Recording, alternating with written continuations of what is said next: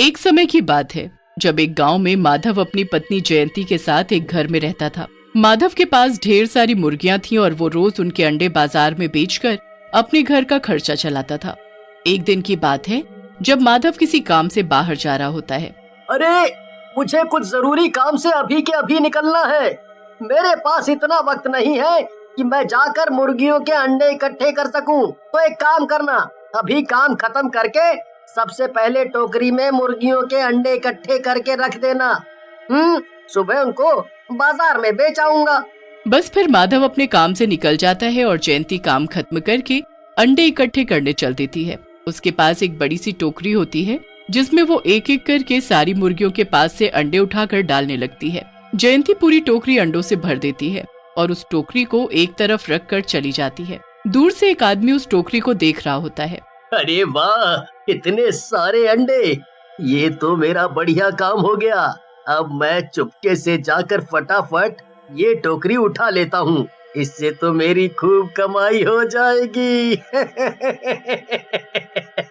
हरिया चुपके से जाली टाप कर अंदर जाता है और अंडे की पूरी टोकरी उठाकर अपने घर ले आता है। अरे अरे अरे, ये क्या कर रहे हो? इतना घबराए हुए क्यों हो? और ये इतने सारे अंडे कहाँ से ले आए? अरे भाई रुको रुको, मैं सब बताता हूँ। ये सारे अंडे वो माधव है ना, उसकी मुर्गियों के हैं। मैंने ये टोकरी वहाँ रखी देखी तो मैं झट से उठा लाया। मतलब तुमने चोरी की? चुप रहो तुम, समझी? पता है ना घर के क्या हालात हैं। मैंने कुछ सोचा है, अगर मैं ये अंडे लेकर बाजार में बेचने गया तो सबको शक होगा कि मैं इतने अंडे कहाँ से लाया, खास कर उस माधव को। इसलिए मैंने सोचा है मैं अंडे पराठे की रेडी लगाऊंगा। इन अंडों का पराठा बनाकर बेचूंगा और किसी को कुछ शक भी नहीं होगा। कच्चा अंडा 5 रुपए में बिकता है, पर अगर इसी कच्चे अंडे का मैं पराठा बनाकर बेचूंगा तो वो 15 रुपए में बिकेगा। अरे वाह, ये तो बड़ा सही रहेगा। मुफ्त के अंडे और फिर उससे इतनी कमाई, मजा आ जाएगा। हम तो बड़ी जल्दी अमीर हो जाएंगे। और क्या, बस अब हमको कल अंडे पराठे की रेडी लगानी है। बस फिर हरिया सारा इंतजाम करके अंडे पराठे की रेडी लगाता है। आओ आओ, जल्दी आओ, स्वादिष्ट अंडा पराठा खाओ। एक बार खाओगे तो बार बार खाओगे और रोज रोज आओगे। अरे भैया, ये रेडी तुमने आज ही लगाई है क्या? हाँ भैया, आज ही लगाई है। आओ आप भी खाओ, एक बार खा कर देखो। ठीक है भैया, जरा बना दो फिर एक अंडा पराठा। हरिया के पास एक एक करके काफी ग्राहक आने लगते हैं और उस दिन हरिया की अच्छी खासी कमाई हो जाती है। पर दूसरी तरफ माधव और जयंती अपने अंडे का टोकरा ढूंढने में लगे होते हैं। एक काम बोला था तुम्हें और वो भी तुमने ठीक से नहीं किया। अरे मैंने एक एक अंडा टोकरे में रख दिया था, पर जाने कहाँ चला गया। यहीं इसी जगह मैंने अंडे का टोकरा रखा था, मैं सच बोल रही हूँ। माधव और जयंती घर जाकर सो जाते हैं और हरिया पूरे दिन की कमाई लेकर वापस लौट रहा होता है। काफी रात हो चुकी होती है और हरिया के पास काफी पैसे भी होते हैं, इसलिए वो दूसरे रास्ते से आने लगता है। पर उसे इस बात का बिल्कुल अंदाजा नहीं होता कि उसी रास्ते पर लूटपाट होती है। वो जैसे ही उस रास्ते पर थोड़ा आगे बढ़ता है कि तभी अंधेरे में 2 आदमी चाकू लेकर उसके आगे आ खड़े होते हैं। चुपचाप अपना मुंह बंद कर, वरना ये चाकू तेरे पेट में डाल दूंगा। हाँ, जल्दी से सारा माल निकाल। मेरे पास तो कुछ भी नहीं है। ओए सुन, हमारे सामने ज्यादा चालू बनने की जरूरत नहीं है, समझा? जान प्यारी है तो पैसे निकाल अभी के अभी। मैं सच बोल रहा हूँ, मुझे जाने दो। ये ऐसे नहीं मानेगा, इसे पकड़ तो जरा। हरिया एकदम डर जाता है और चिल्लाने लगता है। दोनों चोर हरिया को पकड़ने लगते हैं और उसके पैसे छीनने लगते हैं। हरिया भी अपनी पूरी जान लगा देता है, पर पैसों की पोटली नहीं देता। हाथापाई में चाकू हरिया के पेट में घुस जाता है और हरिया के पेट से खून बहने लगता है। ये देख दोनों चोर वहाँ से तुरंत भाग लेते हैं। हरिया वहीं तड़प तड़प कर मर जाता है और मरने के बाद वो एक भूत बन जाता है। अरे ये क्या कर दिया? मुझे मार डाला, मैं तो भूत बन गया हूँ। अब मेरी बीवी का क्या होगा? भूत अपने घर जाता है तो उसकी बीवी उसे देख जोर जोर से चिल्लाने लगती है। मेरा पति कोई भूत नहीं है, जाओ यहाँ से, मुझे छोड़ दो, जाओ यहाँ से। अरे मंजू, मैं सच बोल रहा हूँ, मैं ही तेरा पति हूँ। देख देख मेरे हाथ पर ये निशान देख। अरे मैं कब से बोल रहा हूँ कि मैं ही हरिया हूँ। आज जब मैं सारे अंडे पराठे बेचकर घर आ रहा था तो दो चोरों ने मुझे पकड़ लिया और हाथापाई में उनके हाथ में लगा चाकू मेरे पेट में घुस गया। मैं तो वहीं मर गया और भूत बन गया। हे भगवान, मेरे पति मर गए, मैं विधवा हो गई। मंजू ये सुनकर जोर जोर से रोने लगती है। भूत उसे जैसे तैसे तसल्ली देता है। देख मंजू, अब रो मत, मैं तो तेरी मदद के लिए आया हूँ। देख, अब से ना मैं आराम से माधव के घर से सारे अंडे चुरा लूंगा और बस फिर खूब पैसे कमाऊंगा। मंजू एक बहुत ही लालची औरत होती है और उसे ये सुनकर लालच आ जाता है।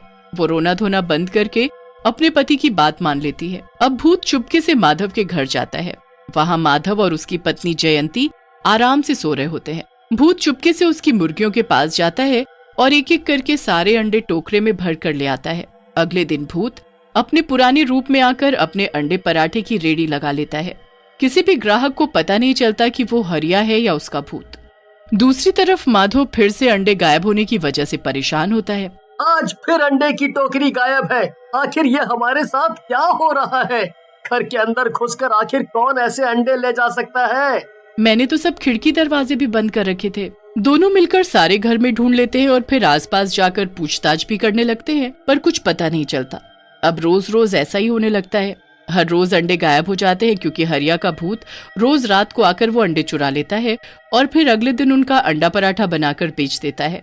ऐसा करते करते काफी दिन हो जाते हैं और अब माधव बहुत ज्यादा परेशान हो चुका होता है। ऐसे चलता रहा तो हम सड़क पर आ जाएंगे। हमें इसका पता लगाना ही होगा कि आखिर अंडे कौन चोरी कर रहा है। मेरे पास एक आइडिया है, क्यों ना हम सारे अंडों पर कोई निशानी बना दे, फिर कल तुम बाजार जाकर देखना कि कौन हमारे अंडे बेच रहा है। बस फिर उस दिन वो सारे अंडों पर एक कांटे का निशान बनाकर टोकरी में रख देते हैं। अब रात होती है और हरिया का भूत वहाँ आकर अंडे चुरा लेता है। सुबह जब माधव को अंडे फिर से गायब मिलते हैं तो वो फटाफट बाजार के लिए निकल पड़ता है और वहाँ एक एक करके सभी अंडे बेचने वाली दुकानों पर चेक करता है, पर उसे निशान बनाए हुए अंडे कहीं नहीं मिलते। मैं तो बहुत थक गया।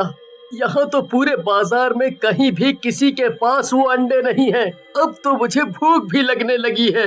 माधव थक हार कर एक पेड़ के नीचे बैठ जाता है। फिर सामने उसकी नजर हरिया के अंडे पराठे की रेडी पर जाती है। माधव हरिया की रेडी पर जाता है और उससे सवाल करने लगता है। अरे हरिया, तूने ये काम कब से शुरू किया? अरे अभी कुछ दिन हुए।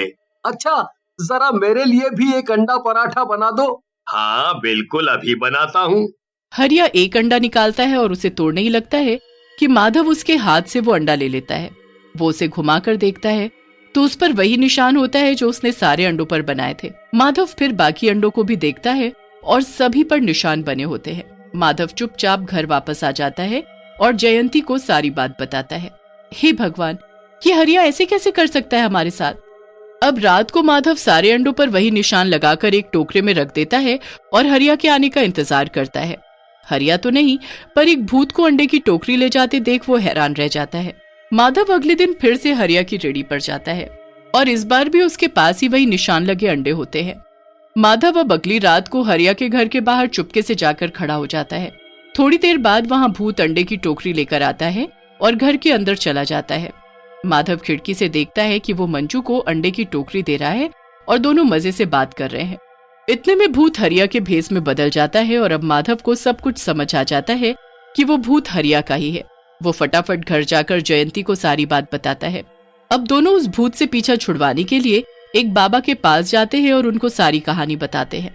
आज रात एक काम करना, ये अंडा बाकी अंडों के साथ मिला देना, बस फिर उस भूत का अंत होने से कोई नहीं रोक सकता। माधव बिल्कुल ऐसा ही करता है और उस अंडे को बाकी अंडों के साथ टोकरी में छुपा देता है।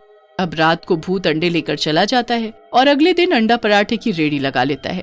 थोड़ी देर बाद वो उसी अंडे को फोड़कर तवे पर जैसे ही डालता है, उसमें से आग की ऐसी लपकें उठती हैं कि वो हरिया को अपने अंदर ले जाती है और हरिया खुद एक अंडे में बदल जाता है। माधव फिर उस अंडे को अपने घर ले जाता है, जिसमें से कुछ दिन बाद एक मुर्गी निकलती है। बुरे काम का बुरा नतीजा। बहुत अंडे चुराए तूने हमारे। अब देख, तू खुद मुर्गी बन गया।